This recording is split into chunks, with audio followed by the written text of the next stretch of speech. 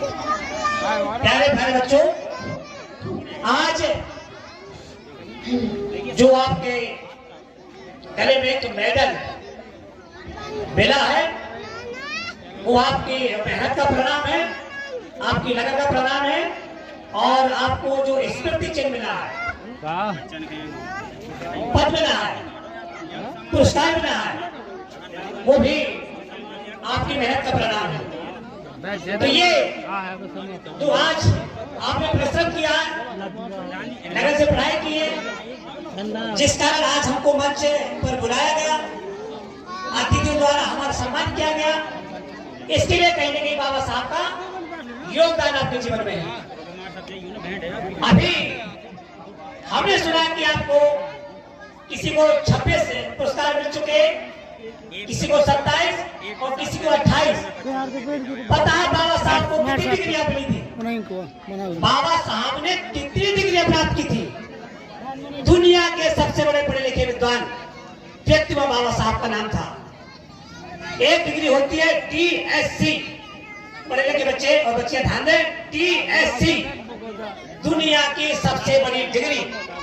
आज तक भारत में केवल 2 महापुरुषों ने प्राप्त की, डॉक्टर ऑफ साइंस। उसमें से एक है हमारे बाबा साहब डॉक्टर भीमराव अंबेडकर। इन्होंने 32 डिग्रियां प्राप्त की। तो इसके लिए महापुरुष के लिए आप जगह जोर से लगाएंगे एक बार, जय जय जय जय जय भीम, जय जय जय जय जय भीम, जय जय जय जय जय भीम।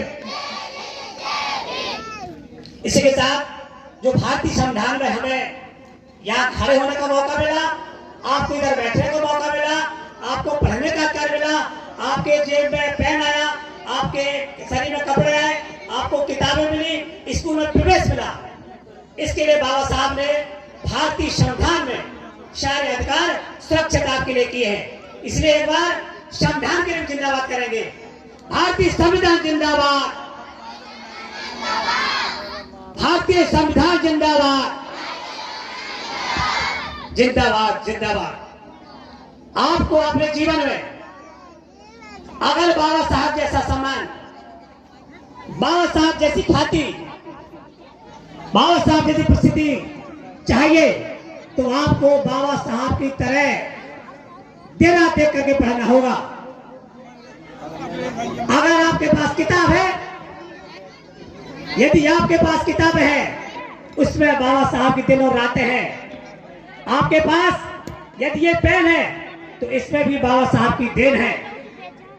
इसलिए बाबा साहब के एहसान को हमें नहीं भूलना है और बाबा साहब को ज्यादा से ज्यादा पढ़ना है, क्योंकि हमें पढ़ने का अधिकार बाबा साहब ने दिया है और संविधान में सुरक्षित किया है शिक्षा का अधिकार। इसलिए हमको ज्यादा से ज्यादा पढ़ना है ताकि हम सम्मान के लायक बने, काबिल बन सके, अपने साथ साथ अपने गांव समाज का नाम रोशन कर सके। इस चित्र में हमारे महापुरुष हैं। सारे महापुरुष ने केवल एक ही आपको मंत्र दिया है, वो शिक्षा। सबसे पहले महामानव गौतम बुद्ध, जिन्होंने कहा बुद्धम शरणम गच्छामि। क्या बोला है? बुद्धम शरणम गच्छामि।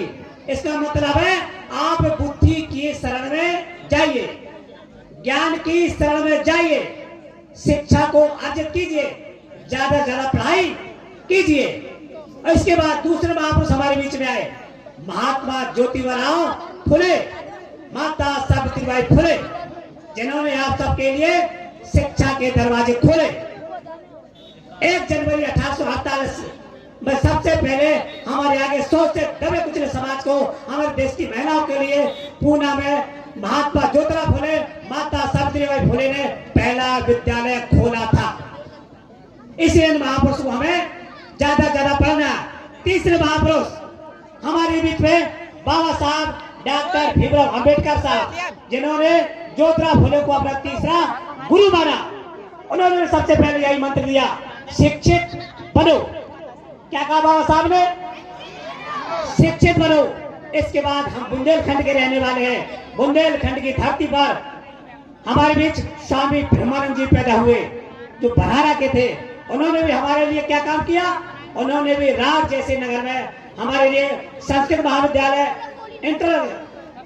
इंटरमीडिएट विद्यालय, और महाविद्यालय, स्नातक महाविद्यालय, शिक्षा प्रशिक्षण विद्यालय, कृषि विद्यालय, कृषि महाविद्यालय, हमारी इतनी सारी संस्थाएं पूज्य स्वामी ब्रह्मानंद जी ने हमारे बुंदेलखंड जैसे पिछड़े क्षेत्र में खोला, और जिसका लाभ लेकर हमारे गांव का पूरे क्षेत्र के तमाम गांव के लोग अच्छे अच्छे पदों पर पहुंचे, स्वामी ब्रह्मानंद के स्कूल में पढ़कर उनका आशीर्वाद लेके। तो ये महापुरुष जिन्होंने हमारे शुरू से लेकर आज तक शिक्षा के लिए काम किया, सबसे पहले महात्मा ज्योतिराव फुले, सावित्रीबाई फुले, हमारे बीच बाबा साहब डॉक्टर भीमराव अम्बेडकर और स्वामी ब्रह्मानंद, इन्होंने हमारे लिए रास्ता दिए। एक रास्ता बुद्धि की रास्ता, कौन सी रास्ता? बुद्धि। और दूसरी रास्ता बुद्धू की रास्ता। कौन रास्ता? बुद्धू की। तो हमें बुद्धि वाली रास्ते में चलना है कि बुद्ध वाले रास्ते में चलना है? बुद्धि के रास्ते में। तो बुद्धि के रास्ते में चलने के लिए हमको क्या करना पड़ेगा? महापुरुषों को पढ़ना पड़ेगा। क्या करना पड़ेगा? गौतम बुद्ध को पढ़िए, महात्मा ज्योतिराव फुले को पढ़िए, सावित्रीबाई फुले को पढ़िए, और डॉक्टर भीमराव अम्बेडकर साहब को पढ़िए, और स्वामी ब्रह्मानंद को पढ़िए। तब कहीं जाकर के आप बुद्धि के रास्ते पर चल सकते हैं। और अगर आपको बुद्धि के रास्ते में नहीं चलना है तो बुद्धू बनाने के रास्ते बहुत सारे हमारे बीच में, बहुत सारे गुरु हमारे बीच में, बहुत सारे घंटा हमारे बीच में, बहुत सारे घंटा बजाने वाले हमारे स्कूल में, हमारे क्षेत्र में और पूरे देश में संस्थान खोले।